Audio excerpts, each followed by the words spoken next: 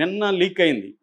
Early morning leak అయింది ఒకటి. అదేంటంటే డిఫెన్స్ ఇంటెలిజెన్స్ వాళ్ళు, అమెరికన్ డిఫెన్స్ ఇంటెలిజెన్స్ వాళ్ళు ఒక రిపోర్ట్ ఇచ్చారు.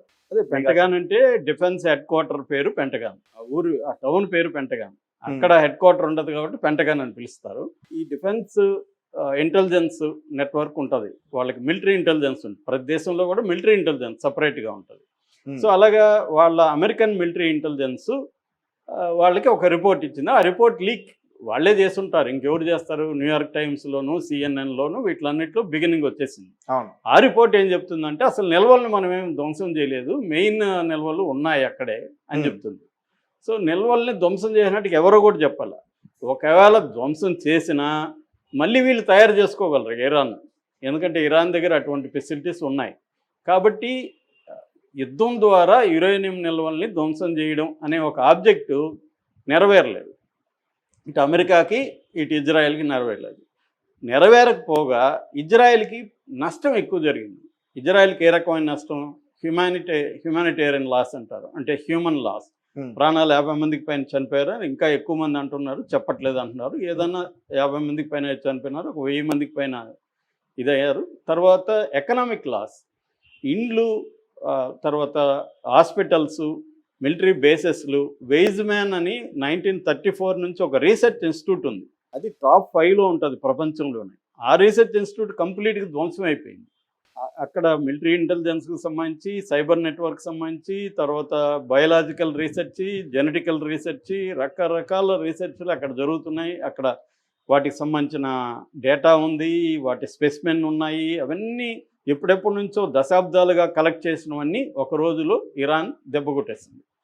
అట్లా వాళ్ళ హైపా పోర్ట్ని దెబ్బతీసింది, వాళ్ళ రోడ్స్ దెబ్బతిన్నాయి. సో దీనంతా కాస్ట్ లెక్కేస్తే ఈ 12 రోజులకు గాను దాదాపు $60 బిలియన్ ఇజ్రాయెల్కి ఖర్చు అని చెప్తున్నారు. ఆల్రెడీ ఒక $67 బిలియన్ 20 నెలల్లో గాజా మీద పోరాటానికి అది జరిగింది. సో వాళ్ళ ఎకనామీ దారుణంగా దెబ్బతినింది. 20,000 మంది ప్రజలు ఇన్సూరెన్స్కి అప్లై చేసుకున్నారంటే అర్థం చేసుకోవచ్చు. అంటే వాళ్ళ ఇండ్లు, వాళ్ళ ప్రాపర్టీలు, వాళ్ళ కార్లు అన్నీ ధ్వంసం అయితే కదా 20,000 మంది అప్లై చేస్తారు ఇజ్రాయిల్లో. సో ఆ ప్రజల్లో కూడా ఒక రకమైన వ్యతిరేకత కొంతమందిలో వచ్చింది. ఇప్పటికీ పోలింగ్ పెడితే 83% వారు ప్రోగానే ఇజ్రాయిల్లో చేశారు. ఎందుకంటే ఇజ్రాయిల్లో ఒక హేట్రెడ్ని పుట్టినప్పటి నుంచి వాళ్ళకి తయారు చేస్తారు. పాలస్తీనా అరబ్బుల పట్ల, ముస్లిముల పట్ల హేట్రెడ్ని పుట్టినప్పటి నుంచి వాళ్ళకి తయారు చేస్తారన్నమాట. అందువల్ల వ్యతిరేకత ఉంది. కానీ మెల్లగా ప్రజల్లో కూడా వాళ్ళ మీద కూడా వ్యతిరేకత వచ్చింది. ఎందుకంటే వాళ్ళు ఎవరు ఊహించలే ఇరాన్ ఇలా దెబ్బతీస్తుందని. ఇరాన్ని ఫస్ట్ 12 గంటల దెబ్బ కొట్టగలిగారు. ఇరాన్ రివర్స్ అయ్యి ఒక 600 మిసైల్స్ ఈ 12 రోజులు కలిపి అరౌండ్ 600 మిసైల్స్ కొట్టింది. వీళ్ళ వల్ల కాలేదు. డిఫెన్స్ వాళ్ళకి 3 రకాల డిఫెన్స్ ఉంటుంది, ఆరో 3 and David sling and iron dome. ఈ 3 కూడా పనిచేయడం మానేసాయి. ఎందుకంటే వీళ్ళు విపరీతంగా ఒకసారి వదిలినప్పుడు దేన్ని కొట్టాలా వాళ్ళకే కన్ఫ్యూజన్. సో వీళ్ళు ఏంటంటే రకరకాల టాక్టిక్స్ ప్రయోగించారు. ఫస్ట్లో పాత మిసైల్స్ వేశారు పనికిరానివి. వాళ్ళు దానైనా కొట్టాల్సిందే కదా, వాళ్ళు కొట్టారు. దానివల్ల అయిపోయింది వాళ్ళ దగ్గర. మహా అంటే ఇంకొక 10 రోజుల కంటే ఎక్కువ రాదు వాళ్ళ దగ్గర. వీళ్ళ దగ్గర ఏమో 3,000 పైన మిసైల్స్ ఉన్నాయని చెప్తున్నారు. కొంతమంది 30,000 కూడా ఉన్నాయని చెప్తున్నారు ఇరాన్ దగ్గర. సో వాళ్ళ దగ్గర అయిపోయింది. అమెరికా ఇవ్వాల్సిందే, అమెరికా ఇవ్వట్లేదు. సో దీనివల్ల ఒకసారి అయిపోయిందంటే వీళ్ళు ఒక 100 వేస్తే కూడా చాలు ఆ దేశం మీద. ఎందుకంటే పవర్ఫుల్ మిసైల్స్ ఉన్నాయి ఇరాన్ దగ్గర. అందుకని ఇజ్రాయెలే ఇప్పుడు కాళ్ళు పట్టుకునే పరిస్థితి, ఒక యుద్ధం ఆపట్రా బాబు అని. లేకపోతే ఇరాన్ ధ్వంసం చేసే పరిస్థితి. ఇజ్రాయెలే ట్రంప్ని ఒత్తిడి చేసి కాల్పులు విరమణ చేయకపోతే మేము వస్తామని చెప్పి. ఎందుకంటే ఎకనామిక్ గాను, ఆ తర్వాత వాళ్ళకి పరువు పోయింది. గాజా ఇంతకుముందు గాజా చర్చలో ఉండేది కాదు. ఈ యుద్ధం వల్ల ఇప్పుడు గాజాలో వీళ్ళ అరాచకాలు ఏంటనేది ఆ వీడియోలంతా బయటకు వచ్చాయి.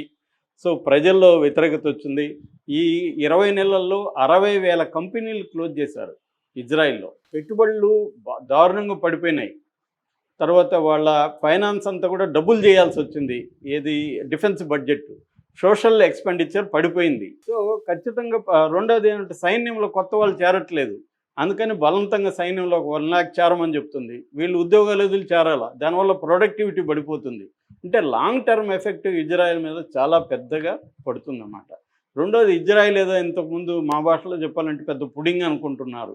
అదంతా ఒత్తదే, ఇరాన్ కానీ గట్టిగా అనుకుంటే ఇజ్రాయెల్ లేపేయగలదు అన్న ఒక ఫీలింగ్ అయితే జనంలో అందరికి కూడా వచ్చేసింది. ఇజ్రాయెల్ ఏమంత తురుము కాదు, అమెరికా నుంచి ఒక 70%, తర్వాత నాటో దేశాలు యూకే, ఇటలీ, ఫ్రాన్స్ నుంచి ఇంకొక 30% డిఫెన్స్ వస్తుంది కాబట్టి వాళ్ళు చేస్తున్నారు తప్ప సపోర్ట్ ఉంది కాబట్టి ఉంది attack చేస్తున్నారు, చేయగలిగారు లేకపోతే లేదు. ఇరాన్కి ఏ సపోర్ట్ లేదు, చైనా ఏదో కొద్దిగా హెల్ప్ చేస్తుంది అంతే, ఇరాన్ సొంతంగా ఫైట్ చేస్తుంది.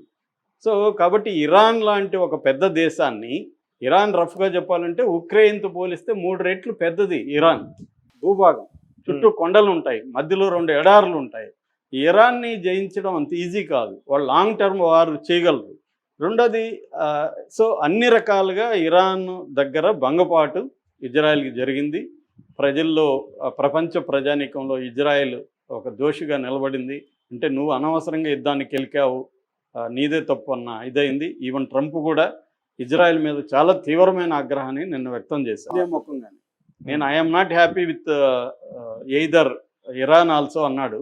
కానీ 2 సార్లు ఐఎమ్ నాట్ హ్యాపీ ఇజ్రాయెల్ అన్నాడు. మళ్ళీ ఒకసారి సీరియస్గా నువ్వు ఎందుకు ఆపట్లేదు ఆపన్నాడు. ఈవెన్ నెతన్యాహు ఫోన్ చేసినప్పుడు కూడా సీరియస్ వార్నింగ్ ఇచ్చారు ట్రంప్ అని చెప్తున్నారు. సో ట్రంప్ కూడా కోపం వచ్చింది. యాక్చువల్గా ఏంటంటే ఇజ్రాయెల్ చెప్పని ఆబ్జెక్టివ్ ఏంటంటే ఇజ్రాయెల్కి ఇరాన్ బాంబు ఉంటేనే మంచిది, ఇజ్రాయెల్కి న్యూక్లియర్ బాంబు ఉంటేనే ఇజ్రాయెల్కి మంచిది. ఎందుకు? న్యూక్లియర్ బాంబు ఉంటే ఆంక్షలు ఉంటాయి, అమెరికా ఆంక్షలు ఉంటాయి, ఇరాన్ ఒంటరిది అయిపోతుంది. అందువల్ల ఇరాన్ బలపడడం ఇజ్రాయెల్కి ఇష్టం లేదు. ఇప్పుడు అణుబాంబు లేదనుకో అమెరికా ఆంక్షల్ని తీసేస్తే ఇరాన్ బలపడుతుంది. ఇరాన్ బలపడడం ఇజ్రాయెల్కి ఇష్టం లేదు, అట్లాగే సౌదీ అరేబియాకి కూడా ఇష్టం లేదు. సో వీళ్ళిద్దరూ కూడా ఏదో ఒక రకంగా ఇరాన్కి అమెరికాకి గొడవ పెట్టి యుద్ధం చేయించి ఆంక్షలు పెట్టి ఇరాన్ని వీకన్ చేయాలి అనేది అసలు లక్ష్యం. ఆ లక్ష్యం నెరవేరలే. రివర్స్లో చూస్తే ఇరాన్లో రిజిమ్ పడిపోకపోగా ఇరాన్లో ప్రభుత్వ వ్యతిరేకత ఉన్నదంతా కూడా తగ్గిపోయింది. అందరూ ఒకటైపోయారు, గట్టిగా ఫైట్ చేయగలిగారు. ఇరాన్కి అసలు ఇరాన్ యుద్ధం స్టార్ట్ చేయలేదు. ఇరాన్ లక్ష్యాలు ఏంటి? తమ్ము తాము కాపాడుకోవడం, లాంగ్ టర్మ్లో నిలబడడం, తర్వాత నెక్స్ట్ టైం యుద్ధానికి రాకుండా సాహసం చేయకుండా ఎవడు చూసుకోవడం.